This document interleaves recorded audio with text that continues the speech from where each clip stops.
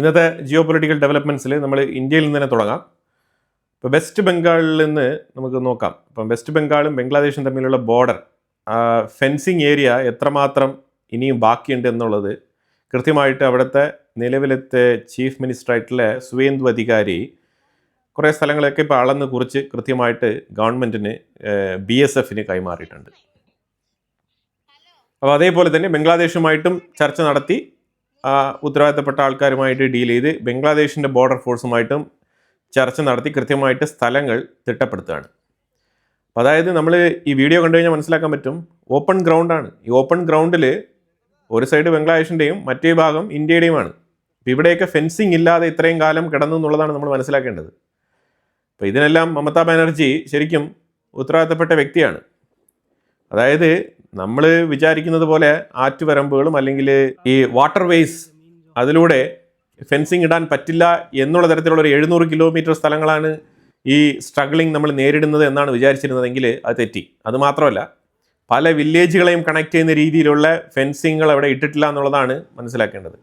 ഇതൊക്കെ BSFൻ്റെയും കൂടെ വീഴ്ചയാണ്. ഇതൊക്കെ BSF ഇതിനു മുമ്പ് തന്നെ ചൂണ്ടിക്കാണിക്കുകയും വില്ലേജ് റവന്യൂയിലൂടെ കൃത്യമായിട്ട് ഈ സ്ഥലങ്ങൾ അളന്ന് തിട്ടപ്പെടുത്തുകയും ഇതിനു മുമ്പ് തന്നെ ഫെൻസിങ് ഇടേണ്ട സ്ഥലങ്ങളായിരുന്നു ഇതൊക്കെ.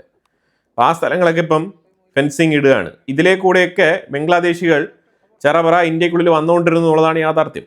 എനിവേ, പല പൊളിറ്റിക്കൽ താല്പര്യങ്ങളൊക്കെ ഇതിൻ്റെ പുറകിലുണ്ടായിരുന്നാണ് കേൾക്കുന്നത്. അപ്പോൾ എന്തായാലും ഇപ്പം നിലവിൽ ഈ സുവേന്ദു അധികാരി അവിടെ ഫെൻസിങ് ഇട്ട് സെക്യൂർ ചെയ്യാൻ തീരുമാനിച്ചിട്ടുണ്ട്. അപ്പോൾ ഈ വരുന്ന 5 വർഷം കൊണ്ടെങ്കിലും പൂർണ്ണമായിട്ടും ബംഗ്ലാദേശുമായിട്ടുള്ള ഒരു ബോർഡർ സെക്യൂർ ചെയ്യുമെന്ന് നമുക്ക് പ്രതീക്ഷിക്കാം. പുൽവാമ ആക്രമണത്തിന് തലച്ചോറായിരുന്നു പ്രവർത്തിച്ച ഒരു പ്രധാനപ്പെട്ട ബുദ്ധികേന്ദ്രം, അവൻ്റെ പേരാണ് ഹംസ. ഈ ഹംസ POKയിൽ അജ്ഞാതരുടെ വെടിയേറ്റ് കൊല്ലപ്പെട്ടിരിക്കുകയാണ്. അതുപോലെ ലഷ്കർ ഇ തൈബയുടെ ഒരു ഭീകരവാദി ഫർമാൻ അലി, ഇവനും അജ്ഞാതരുടെ വെടിയേറ്റ് കൊല്ലപ്പെട്ടിരിക്കുകയാണ്. മുരിഡ്കെ എന്ന് പറയുന്ന സ്ഥലത്തു നിന്നാണ് ഇവൻ്റെ മൃതശരീരം കണ്ടെടുത്തിരിക്കുന്നത്. അടുത്തൊരു വിഷയമാണ് ഇന്ത്യയിൽ വളരെ പോപ്പുലറായിട്ട് ചർച്ച ചെയ്യപ്പെട്ടുകൊണ്ടിരിക്കുന്ന പുതിയൊരു Janata party, cockroach Janata party. ഈ കോക്രോച്ച് ജനതാ പാർട്ടി ശരിക്കും ഇതിൻ്റെ പേജ് വളരെ വൈറലായിട്ട് തന്നെ ലോകമെമ്പാടും എന്ന് വേണമെങ്കിൽ പറയാം. അതേപോലെ ആൻറ്റി ഇന്ത്യ, അതുപോലെ തന്നെ ഇന്ത്യക്കെതിരെ നിലപാടുള്ള ആൾക്കാർ, പ്രത്യേകിച്ച് സെൻട്രൽ ഗവൺമെൻറ്റിനെതിരെ നിലപാടുള്ള ആൾക്കാർ, അപ്പം ഇത്തരത്തിലുള്ള ആൾക്കാരെല്ലാം തന്നെ ഇതുമായിട്ട് ബന്ധപ്പെട്ട് വളരെയധികം പ്രൊമോട്ട് ചെയ്ത് മുന്നോട്ട് കൊണ്ടുപോയിക്കൊണ്ടിരുന്ന ഇൻസ്റ്റാഗ്രാം, എക്സ് പ്ലാറ്റ്ഫോം, അതേപോലെ പല സോഷ്യൽ മീഡിയയിലും ഈ കോക്രോച്ച് ജനതാ പാർട്ടിയുടെ പേജ് വളരെയധികം പോപ്പുലറായിട്ട് ചർച്ച ചെയ്യപ്പെട്ടു കഴിഞ്ഞ 2 ദിവസം കൊണ്ട്. ഇന്ത്യയിലുണ്ടായിരിക്കുന്ന ഒരു ജെൻസി മൂവ്മെൻറ്റ് എന്നാണ് ഇതിനെ വിശേഷിപ്പിച്ചിരുന്നത്. പക്ഷേ ഈ പേജ് ക്രിയേറ്റ് ചെയ്ത്, ഇതിൻ്റെ ഇൻസ്റ്റാഗ്രാം പേജ് ക്രിയേറ്റ് ചെയ്ത വ്യക്തി അഭിജിത്ത് എന്ന് പറഞ്ഞ വ്യക്തി അമേരിക്കയിലാണുള്ളത്. അമേരിക്കയിൽ നിന്നാണ് ഈ വ്യക്തി ഈ കോക്രോച്ച് ജനതാ പാർട്ടി എന്ന് പറഞ്ഞ പേജ് ക്രിയേറ്റ് ചെയ്യുന്നത്. ഇയാൾ ആം ആദ്മി പാർട്ടിയുടെ അനുഭാവിയായിരുന്നു. അതാണ് നമ്മളിവിടെ മനസ്സിലാക്കേണ്ടത്. അമേരിക്കയിൽ നിന്നാണ് ഈ പേജ് റൺ ചെയ്തിരിക്കുന്നത്. ഇതിനെ അനുകൂലിക്കുന്നത് ധ്രുവ് റാദി എന്ന് പറഞ്ഞിട്ടുള്ള, അതേപോലെ സെൻട്രൽ ഗവൺമെൻറ്റിൻ്റെ നയങ്ങൾക്കെതിരെയൊക്കെ വീഡിയോ ചെയ്തിടുന്ന ഒരു വ്യക്തിയാണ്, സോഷ്യൽ മീഡിയ ഇൻഫ്ലുവൻസറാണ് ധ്രുവ് റാദി എന്ന് പറയുന്ന വ്യക്തി. ഗവൺമെൻറ്റിനെതിരെ വിമർശനം ഉന്നയിക്കുന്ന പലരും ഈ ധ്രുവ് റാദിയുടെ വീഡിയോകളിൽ നിന്നും പോയിന്റുകളൊക്കെ എടുത്ത് സംസാരിക്കാറുണ്ട്. അപ്പോൾ അത്തരത്തിലുള്ള പൊളിറ്റിക്കൽ വീഡിയോയൊക്കെ ചെയ്യുന്ന വ്യക്തിയാണ്. ജർമ്മനിയിലാണ് പുള്ളിക്കാരനുള്ളത്. ഇതിനെ അനുകൂലിച്ച് ഈ പേജ് പ്രൊമോട്ട് ചെയ്ത വ്യക്തിയാണ് ധ്രുവ് റാദി. അപ്പം ഇവരുടെ അജണ്ടകളെല്ലാം വളരെ വ്യക്തമാണ്, ഇന്ത്യക്കെതിരെയാണ്. പക്ഷേ ഇവർ ഇന്ത്യക്ക് പുറത്തുനിന്നാണ് ഈ പ്രവൃത്തി ചെയ്യുന്നത് എന്നുള്ളതാണ് യാഥാർത്ഥ്യം. ഇപ്പം നിലവിൽ സംഭവിച്ചിരിക്കുന്നത് എന്താണെന്ന് പറഞ്ഞാൽ, ഈ പേജ് വളരെയധികം പോപ്പുലറായിട്ട് വളരെ സ്പീഡായിട്ട് തന്നെ ട്രാഫിക് ഇതിനകത്ത് കയറി വരുന്നുണ്ട്. മില്യൺ കണക്കിൽ ഫോളോവേഴ്സ് ഇങ്ങനെ കയറി വരികയും, അബ്നോർമലായിട്ട് ഒരു പേജിൽ ഇങ്ങനെ ഫോളോവേഴ്സ് വരുമ്പോഴത്തേക്കും ഇത് കൃത്യമായിട്ട് ഈ AI മോണിറ്റർ ചെയ്യും. ഇപ്പം നിലവിലെ എല്ലാ പ്ലാറ്റ്ഫോമും റൺ ചെയ്യുന്നത് AI ആണ്. ഇത് മോണിറ്റർ ചെയ്യുമ്പോഴത്തേക്കും ഇത് ഫേക്ക് ആയിട്ടുള്ള സബ്സ്ക്രൈബർ ആണോ അല്ലെങ്കിൽ ഫോളോവേഴ്സ് ആണോ ഇതൊക്കെ കണ്ടെത്തും. അപ്പോൾ അങ്ങനെ അബ്നോർമലായിട്ട് എന്തോ കണ്ടെത്തിയതിനെ തുടർന്ന് ഈ പേജ് ഇപ്പം ബ്ലോക്ക് ചെയ്തിരിക്കുകയാണ്. അതാണ് ഇപ്പം നിലവിലെ സംഗതി. ജെന്യൂനായിട്ട് ഓർഗാനിക് ആയിട്ടുള്ള ഒരു വ്യൂ ആണ്, അല്ലെങ്കിൽ ഓർഗാനിക് ആയിട്ടുള്ള ഒരു ഫോളോവേഴ്സ് ആണ്, അല്ലെങ്കിൽ ഓർഗാനിക് ആയിട്ടുള്ള സബ്സ്ക്രൈബേഴ്സ് ആണെന്നുണ്ടെങ്കിൽ ഒരിക്കലും ഇത് സംഭവിക്കില്ല. പിന്നെ പലരും ഇന്ത്യൻ ഗവൺമെൻറ്റിനെതിരെ ഈ പേജ് ബ്ലോക്ക് ആയതിനെ തുടർന്ന് വിമർശനങ്ങൾ ഉന്നയിക്കുന്നുണ്ട്. ഇന്ത്യക്ക് വേണമെങ്കിൽ ഇന്ത്യൻ ഗവൺമെൻറ്റിനെതിരെയും ഇന്ത്യക്കെതിരെയും സംസാരിക്കുന്ന ഒരുപാട് പ്ലാറ്റ്ഫോമുകളെയൊക്കെ ഇല്ലാതാക്കാൻ പറ്റും. അങ്ങനെയാണെന്നുണ്ടെങ്കിൽ ധ്രുവ് റാദിയുടെ പേജ് തന്നെ ഇന്ത്യക്കുള്ളിൽ റൺ ചെയ്യുന്നുണ്ട് എന്നുള്ളത് തന്നെയാണ് അതിൻ്റെ തെളിവ്. ഇന്ത്യയുടെ നയങ്ങൾക്കെതിരെ വിമർശനം ഉന്നയിക്കുന്ന ധ്രുവ് റാദിയുടെ പേജ് വേണമെങ്കിൽ സെൻട്രൽ ഗവൺമെൻറ്റിന് ബ്ലോക്ക് ചെയ്യാമല്ലോ. അത് ബ്ലോക്ക് ചെയ്യുന്നില്ലല്ലോ. ഇറ്റ് മീൻസ് അങ്ങനെ ഗവൺമെൻറ്റിന് അങ്ങനെ എളുപ്പത്തിൽ ചെയ്യാൻ പറ്റില്ല. കാരണം ഈ പ്ലാറ്റ്ഫോംസ് എല്ലാം തന്നെ ഇപ്പം എക്സ് പ്ലാറ്റ്ഫോം ആയിക്കോട്ടെ, അതേപോലെ ഇൻസ്റ്റാഗ്രാം ആയിക്കോട്ടെ, ഇവരെല്ലാം തന്നെ ഇവർ സെർട്ടൺ പ്രോട്ടോകോൾ ഫോളോ ചെയ്യുന്ന ആൾക്കാരാണ്. Freedom of speech, freedom of expressions എന്നൊക്കെ പറഞ്ഞുകൊണ്ട് ഇവർ പുറത്തോട്ട് വരും. ഇവർ പല രാജ്യങ്ങളിലും പിഴ ഏറ്റുവാങ്ങും. ഇവരൊരിക്കലും ഡേറ്റ ഗവൺമെൻറ്റിന് കൈമാറില്ല. പല വിഷയങ്ങളിലും ഇവർ ഗവൺമെൻറ്റുമായിട്ട് സഹകരിച്ച് പ്രവർത്തിക്കില്ല. അതേപോലെ ഗവൺമെൻറ് പെട്ടെന്ന് തന്നെ ഒരു നോട്ടിഫിക്കേഷൻ കൊടുത്തു കഴിഞ്ഞാൽ ഒരു അക്കൗണ്ടൊന്നും അങ്ങനെ ബ്ലോക്ക് ചെയ്യില്ല. അതാണ് മനസ്സിലാക്കേണ്ടത്. അങ്ങനെയാണെന്നുണ്ടെങ്കിൽ ഗവൺമെൻറ്റിനെതിരെ പ്രവർത്തിക്കുന്ന ഒരുപാട് സൈറ്റുകളുണ്ട്, ഗവൺമെൻറ്റിനെതിരെ പ്രവർത്തിക്കുന്ന ഒരുപാട് സോഷ്യൽ മീഡിയ ഇൻഫ്ലുവൻസേഴ്സ് ഒക്കെ ഉണ്ട്. അവരുടെ പ്ലാറ്റ്ഫോംസ് ഒക്കെ ഇവിടെ പ്രവർത്തിക്കുന്നുണ്ട്, ഓപ്പോസിറ്റ് പാർട്ടിയുടെയൊക്കെ പ്രവർത്തിക്കുന്നില്ല. അപ്പോൾ അതേപോലെ ഗവൺമെൻറ്റിനെതിരെ ഈ വിഷയത്തിൽ തിരിയേണ്ട ആവശ്യമില്ല. ഇത് തികച്ചും ഇല്ലീഗൽ ട്രാഫിക്കാണ് അതിനകത്ത് സംഭവിച്ചിരിക്കുന്നത്. റോബോട്ടിക് വെച്ചിട്ട് ഇൻസ്റ്റാഗ്രാമിൻ്റെ ഫോളോവേഴ്സ് വർദ്ധിപ്പിച്ചിരിക്കുകയാണ്. അത് ഫേക്ക് ഫോളോവേഴ്സാണ്. അതാണ് പ്രധാനമായിട്ടും ഈ പേജ് ബ്ലോക്ക് ആവാനുള്ള കാരണം. ഇപ്പോൾ പുതുതായിട്ടൊരു പേജ് ഓപ്പൺ ചെയ്തിട്ട് പഴയ പേജ് പോയി, ഇനിയിപ്പോൾ ഇത് പുതിയ പേജാണെന്ന് പറഞ്ഞിട്ട് ഇൻഫ്ലുവൻസ് ചെയ്യാൻ വേണ്ടിയിട്ട് പുതിയ പേജ് ഇപ്പോൾ അവർ പബ്ലിഷ് ചെയ്തിട്ടുണ്ട്. ഇനി അതെങ്ങനെ മുന്നോട്ട് പോകുന്നു എന്നുള്ളത് നമുക്ക് നോക്കിക്കാണാം. ഇനിയിപ്പോൾ നമ്മൾ ഇറാനും അമേരിക്കയും തമ്മിലുള്ള ആ ഒരു കോൺഫ്ലിക്റ്റ്, അമേരിക്ക മുന്നോട്ട് വച്ചിരിക്കുന്ന പ്രൊപ്പോസൽ, അത് റാറ്റിഫിക്കേഷൻ നടത്തിക്കൊണ്ടിരിക്കുന്ന ഇറാൻ, ഈ വിഷയവുമായിട്ട് നമ്മൾ നോക്കിക്കഴിഞ്ഞാൽ ഇപ്പം മറ്റുള്ള എല്ലാ പോയിന്റുകളും ഇട്ടിട്ട് 2 പോയിന്റിൽ എത്തി നിൽക്കുകയാണ്. അത് ഒന്ന്, എൻറിച്ച്മെൻറ്റ് ചെയ്ത യുറേനിയം കൈമാറണം, അല്ലെങ്കിൽ അവർക്ക് വിശ്വാസമുള്ള മറ്റൊരു രാജ്യത്തിലേക്ക് അത് കൈമാറണം. ഇറാൻ്റെ ഉള്ളിൽ അത് സ്റ്റോർ ചെയ്യാൻ പാടില്ല. ഇതാണ് അമേരിക്ക മുന്നോട്ട് വെച്ചിരിക്കുന്ന ഒരു പോയിന്റ്. മറ്റൊരു പോയിന്റ്, ഇനി എൻറിച്ച്മെൻറ്റ് ചെയ്യാനും പാടില്ല.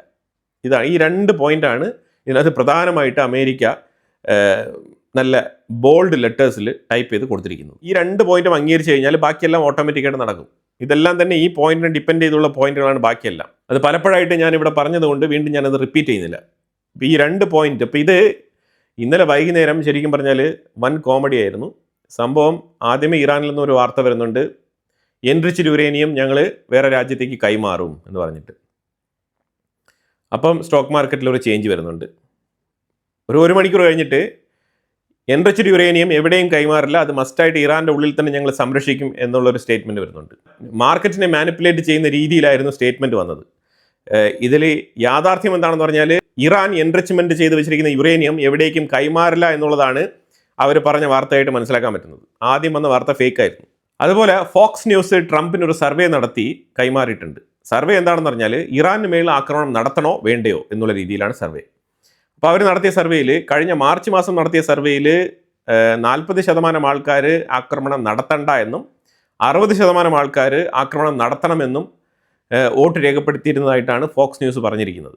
പക്ഷേ അതേ ഫോക്സ് ന്യൂസ് മെയ് മാസം നടത്തിയ സർവേയിൽ, ഈ മാസം നടത്തിയ സർവേയിൽ 60% ആൾക്കാർ ഇറാന് മേൽ ആക്രമണം നടത്തണ്ട എന്നും 40% ആൾക്കാരാണ് ആക്രമണം നടത്തണം എന്നുള്ള തീരുമാനത്തിൽ വോട്ട് രേഖപ്പെടുത്തിയിരിക്കുന്നത്. അപ്പോൾ അത് 60% മെജോറിറ്റി ആക്രമണം നടത്തണ്ട എന്നാണ് ട്രംപിനെ ഉപദേശിച്ചിരിക്കുന്നത് ഫോക്സ് ന്യൂസ്. ട്രംപിന് കൊടുക്കുന്ന ഒരു ഐഡിയ മാത്രമാണ്, തീരുമാനങ്ങളൊക്കെ ട്രംപിന് എടുക്കാം. പിന്നെ ഈ ഹജ്ജ് പിൽഗ്രിമേജുമായിട്ട് ബന്ധപ്പെട്ട് സൗദി അറേബ്യ ട്രംപിൻ്റെ അടുത്ത് ടൈം ലൈൻ എക്സ്റ്റെൻഡ് ചെയ്ത് ചോദിച്ചിട്ടുണ്ട്. അഥവാ ആക്രമണം നടത്തുന്നെങ്കിൽ ഈ ഹജ്ജ് പിൽഗ്രിമേജ് ഒക്കെ കഴിഞ്ഞിട്ട് ഒന്ന് ആക്രമണം നടത്തിക്കോ, ഇപ്പോൾ വേണ്ട എന്ന് പറഞ്ഞിട്ടുണ്ട്. അത് ട്രംപ് അക്സെപ്റ്റ് ചെയ്തതായിട്ട് പറഞ്ഞിട്ടുണ്ട്. പക്ഷേ ട്രംപ് ആണെങ്കിൽ രാവിലെ ഒരു സംസാരം, രാത്രി വേറൊരു സംസാരമാണ്. രാവിലത്തെ സംസാരം ഈ മാധ്യമപ്രവർത്തകർക്ക് നേരിട്ട് ട്രംപിനെ കണ്ട് ചോദിക്കുമ്പോഴത്തേക്കും ട്രംപ് പറയുന്നത്, ഞാൻ പരമാവധി ചർച്ചയിലൂടെ കാര്യങ്ങൾ പരിഹരിക്കാനാണ് ശ്രമിക്കുന്നത്, അപ്പോൾ അതുകൊണ്ട് യുദ്ധം ഒഴിവാകും. യുദ്ധം ഒഴിവായി കഴിഞ്ഞാൽ ഇവിടെ ലൈഫ് സേവിങ്സ് ആണ് നടക്കുന്നത്. യുദ്ധം തുടങ്ങിക്കഴിഞ്ഞാൽ എത്ര പേരാണ് കൊല്ലപ്പെടുന്നത്, അപ്പോൾ അതുകൊണ്ട് ഞാൻ ചർച്ചയിലൂടെ പരിഹരിക്കാനാണ് തീരുമാനിക്കുന്നത് എന്നാണ് പറയുന്നത്. പക്ഷേ അതേ ട്രംപ് വൈകുന്നേരം ഇട്ട സോഷ്യൽ മീഡിയ പോസ്റ്റിൽ പറഞ്ഞിരിക്കുന്നത് the whole civilization will die tonight എന്നാണ് എഴുതിയിരിക്കുന്നത്. ഇതാണ് നമുക്ക് ട്രംപിൻ്റെ ആ സ്റ്റേറ്റ്മെൻറ്റുകൾ തമ്മിലുള്ള കോൺട്രാഡിക്ഷൻ. വളരെ വ്യത്യസ്തമായിട്ടുള്ള 2 തരത്തിലുള്ള സ്റ്റേറ്റ്മെൻറ്റുകളാണ് ട്രംപ് രാവിലെയും വൈകിട്ടും പ്രസിദ്ധീകരിക്കുന്നത്. അപ്പോൾ ഇത് വല്ലാത്ത രീതിയിൽ കൺഫ്യൂഷൻ ഉണ്ടാക്കുന്നുണ്ട്. ഈ സാഹചര്യത്തിൽ പാകിസ്ഥാനെ വലിയ രീതിയിൽ വിശ്വസിച്ചിരിക്കുകയാണ് ട്രംപ്. പാകിസ്ഥാൻ ഒരു ലാസ്റ്റ് ഹോപ്പ് കൊടുത്തുകൊണ്ടാണ് പാകിസ്ഥാൻ്റെ ടീം ഇറാനിൽ എത്തിയിരിക്കുന്നത്. അവർ ചായയൊക്കെ കുടിച്ചിട്ട് അവിടെ ചർച്ച നടത്തുകയാണ്. യുറേനിയവുമായിട്ട് ബന്ധപ്പെട്ട വിഷയത്തിൽ ഒരു ഫൈനൽ തീരുമാനം എടുക്കാൻ വേണ്ടിയിട്ടാണ് പാകിസ്ഥാൻ ഇറാൻ ചർച്ച നടക്കുന്നതായിട്ട് മനസ്സിലാക്കാൻ പറ്റുന്നത്. ഇത് അവസാനമായിട്ട് പാകിസ്ഥാന് കൊടുത്തിരിക്കുന്ന ഓപ്പർച്യൂണിറ്റിയും, അതേപോലെ പാകിസ്ഥാനെ വിശ്വസിച്ച് ട്രംപ് മുന്നോട്ട് പോകുന്നുണ്ട് വീണ്ടും. അതായത് റഷ്യയ്ക്കോ ചൈനയ്ക്കോ ഈ യുറേനിയം കൈമാറുന്നതുമായിട്ട് ബന്ധപ്പെട്ട വിഷയത്തിൽ ഇറാന് വേണമെങ്കിൽ ഒരു തീരുമാനം എടുക്കാം പോസിറ്റീവായിട്ട്. അത്തരത്തിലുള്ള ഒരു ഉപദേശം കൊടുക്കാനാണ് പാകിസ്ഥാൻ അവിടെ എത്തിയിരിക്കുന്നത്. നിങ്ങൾ പാകിസ്ഥാനിലേക്ക് തരണ്ട, ചൈനയിലേക്ക് കൊടുക്കാം, അല്ലെങ്കിൽ റഷ്യയിലേക്ക് കൊടുക്കാം. അപ്പോൾ അവരാകുമ്പോഴത്തേക്കും ട്രസ്റ്റഡ് ആണ്. പിന്നീട് ഏതെങ്കിലും സാഹചര്യത്തിൽ നിങ്ങൾക്ക് വേണം എന്ന് വെച്ച് കഴിഞ്ഞാൽ നിങ്ങൾക്ക് അവരുടെ കയ്യിൽ നിന്നത് വാങ്ങിച്ചെടുക്കുകയും ചെയ്യാം. എന്നുള്ള തരത്തിലൊക്കെ ഉപദേശങ്ങൾ കൊടുക്കുന്നുണ്ട്. ഇങ്ങനൊരു വിഷയം നടന്നു കഴിഞ്ഞാൽ ഈ യുദ്ധം അവസാനിക്കും, നടന്നാൽ നല്ലതാണ്, യുദ്ധം അവസാനിക്കും, എല്ലാവർക്കും ഒരു സമാധാനം കിട്ടും. പക്ഷേ ഇതുവരെ അതുമായിട്ട് ബന്ധപ്പെട്ട വിഷയത്തിലൊരു തീരുമാനമായിട്ടില്ല, അന്തിമ തീരുമാനമായിട്ടില്ല. റഷ്യയും ചൈനയും തമ്മിൽ ഡീൽ സൈൻ ചെയ്ത് കഴിഞ്ഞിട്ട് ചൈനയുടെ സ്റ്റോക്ക് മാർക്കറ്റിൽ വൻ ഇടിവാണ് രേഖപ്പെടുത്തിയത് ഇന്നലെ. എന്തുകൊണ്ടാണെന്ന് അറിയത്തില്ല. ഒരു റിയൽ എസ്റ്റേറ്റ് കമ്പനിയാണ് ആദ്യം ഇടിവ് രേഖപ്പെടുത്തിയത്. അതിനെ തുടർന്ന് തുടരെ ചൈനയുടെ മാർക്കറ്റ് അടപടലം പൊളിഞ്ഞ് താഴേക്ക് വീഴുന്ന രംഗമാണ് കാണാൻ കഴിഞ്ഞത്. ഇന്ത്യ ആഫ്രിക്ക കോൺഫറൻസ് ഈ മാസം അവസാനം നടക്കേണ്ടതായിരുന്നു. ഇന്ത്യയിൽ വെച്ച് നടക്കേണ്ട ഒരു കോൺഫറൻസ് ആയിരുന്നു. ആ കോൺഫറൻസ് ഇന്ത്യ റദ്ദാക്കിയിരിക്കുകയാണ്. കാരണം എബോള വൈറസ്. ഇപ്പോൾ ആഫ്രിക്കയിൽ നിന്നുള്ള ഒരുപാട് രാജ്യങ്ങൾക്ക് ട്രാവൽ റെസ്ട്രിക്ഷൻസ് ഏർപ്പെടുത്തിയിരിക്കുകയാണ് ഇന്ത്യ. നിരവധി രാജ്യങ്ങൾക്ക് ഇപ്പോൾ പോകാൻ പറ്റില്ല, ഫ്ലൈറ്റ് സർവീസ് എല്ലാം ക്യാൻസൽ ചെയ്തിരിക്കുകയാണ്. കാരണം എബോള നല്ല രീതിയിൽ സ്പ്രെഡ് ആകുന്നുണ്ട് ആഫ്രിക്കൻ റീജിയനിൽ. ഇറാൻ ആണെന്നുണ്ടെങ്കിൽ അവരുടെ വെപ്പൺ പ്രൊഡക്ഷൻ, മിസൈൽ ആയിക്കോട്ടെ അതുപോലെ തന്നെ ഡ്രോൺ ആയിക്കോട്ടെ, ഇത് രണ്ടും തന്നെ വൻ തോതിൽ ഉൽപ്പാദിപ്പിക്കുന്നതായിട്ടുള്ള വാർത്തയും വരുന്നുണ്ട്. അതിനുള്ള ഗ്യാപ്പാണ് ഇപ്പം അമേരിക്ക കൊടുത്തിരിക്കുന്നത്. ഇസ്രായേൽ ഇറാൻ്റെ ഉള്ളിൽ നടത്തിയ ആക്രമണത്തിലുണ്ടായ ഡെമോളിഷൻസ് ഒഴിച്ചു കഴിഞ്ഞാൽ, അതുപോലെ തന്നെ അവരുടെ IRGCയുമായിട്ട് ബന്ധപ്പെട്ട മെമ്പേഴ്സിനെ എലിമിനേറ്റ് ചെയ്തത് ഒഴിച്ചു കഴിഞ്ഞാൽ ബാക്കി നടത്തിയ അറ്റാക്കുകളെല്ലാം വെറുതെ ആവുകയാണ്. റഷ്യയും ബെലറസും തമ്മിൽ ഒരു മിലിറ്ററി പരേഡ് ശരിക്കും ഉക്രൈന് കൊടുക്കുന്ന ഒരു താക്കീതാണ്. പലതരത്തിലുള്ള മിസൈലുകളൊക്കെ അവർ പരീക്ഷിക്കുന്നുണ്ട്. പക്ഷേ ഉക്രൈൻ ഇതിനെ ഒരു കോമഡി മിലിറ്ററി ഡ്രില്ലായിട്ടാണ് അവർ കണക്കാക്കുന്നത്. മോക്ക് ചെയ്ത് അവർ ചിരിച്ചു തള്ളിയിരിക്കുകയാണ്. അതേസമയം ഉക്രൈൻ റഷ്യക്കുള്ളിൽ 800 കിലോമീറ്ററിന് അപ്പുറത്തുള്ള ഒരു എണ്ണപ്പാടത്തിലേക്ക് ആക്രമണം നടത്തിയിട്ടുണ്ട്. ഡ്രോൺ അറ്റാക്കാണ് നടത്തിയത്. അതേസമയം റഷ്യ ആണെന്നുണ്ടെങ്കിൽ ഉക്രൈൻ്റെ ഉള്ളിൽ ഡിനിപ്രോ റീജിയനിലാണ് ഏറ്റവും കൂടുതൽ ശക്തമായിട്ടുള്ള ആക്രമണങ്ങൾ നടത്തിയിരിക്കുന്നത്. റഷ്യ പറഞ്ഞിരിക്കുന്നത് ജസ്റ്റ് മിലിറ്ററി പരേഡ് മാത്രമല്ല, ഇതൊരു ഡ്രില്ലല്ല, ശരിക്കും ഇത് ഉക്രൈനുള്ള താക്കീത് തന്നെയാണ്. ഈ മിലിറ്ററി പരേഡ് ഏത് നേരത്ത് വേണമെങ്കിലും ഒരു അറ്റാക്കായിട്ട് ഉക്രൈൻ്റെ ഉള്ളിലേക്ക് വരാനുള്ള സാധ്യതയുണ്ട് എന്നുള്ളൊരു വാണിംഗും കൂടി റഷ്യയുടെ സൈഡിൽ നിന്നും പുറപ്പെടുവിച്ചിട്ടുണ്ട്. തുടരെ ചൈനയുടെ ഫൈറ്റർ ജെറ്റുകൾ പൊട്ടിത്തെറിച്ച് വീഴുകയാണ്. പാകിസ്ഥാൻ്റെ ഉള്ളിൽ J-17 കാറ്റഗറിയിൽപ്പെട്ട ഒരു ഫൈറ്റർ ജെറ്റ് തകർന്ന് വീണിട്ടുണ്ട്. അതുമാത്രമല്ല അതിനെ തുടർന്ന് FT-7PG എന്ന് പറഞ്ഞ കാറ്റഗറിയിൽപ്പെട്ട ഒരു വിമാനം കൂടി തകർന്ന് വീണിട്ടുണ്ട് പാകിസ്ഥാൻ്റെ ഉള്ളിൽ. രണ്ടും ഒരേ ദിവസം തന്നെയാണ് തകർന്ന് വീണിരിക്കുന്നത്. അപ്പോൾ എന്തായാലും നോർവേയുടെ പത്രം ഇന്ത്യൻ പ്രധാനമന്ത്രി അധിക്ഷേപിച്ചതുമായിട്ട് ബന്ധപ്പെട്ട വാർത്തകളൊക്കെ ഒരു സൈഡിൽ നടക്കുന്ന സാഹചര്യത്തിൽ നോർവേയുടെ ഗവൺമെൻറ് ഇന്ത്യയുമായിട്ട് പോസിറ്റീവ് റെസ്പോൺസ് ആണ് പ്രകടിപ്പിച്ചിരിക്കുന്നത്. അപ്പോൾ അതിൽ അവർ പറഞ്ഞിരിക്കുന്നത് ഇന്ത്യ അപ്കമിങ് ഇറ ഇന്ത്യയുടേതാണ്, ഇന്ത്യ ഗ്ലോബൽ ഗവർണൻസിൻ്റെ ഓഥറാണ് എന്നുള്ള നിലയിലൊക്കെ അവർ ഇന്ത്യയെ അപ്രിഷ്യേറ്റ് ചെയ്ത് പ്രസ്താവന പുറത്തിറക്കിയിട്ടുണ്ട്. എനിവേ, നോർവേയും ഇന്ത്യയും തമ്മിൽ ഊഷ്മളമായ ബന്ധങ്ങളൊക്കെ ഉണ്ട്. പക്ഷേ അവിടെയുള്ള ഈ മാധ്യമങ്ങൾ അവരാണ് ഇത്തരത്തിലുള്ള ഈ റേസിസം ഈ രീതിയിൽ പ്രകടിപ്പിക്കുന്നത്. പ്രത്യേകിച്ച് കളർ, അതാണ് അവരുടെ പ്രധാനപ്പെട്ട പ്രശ്നം. നോർവേയുടെ പ്രശ്നം കളറാണ്, കളർ.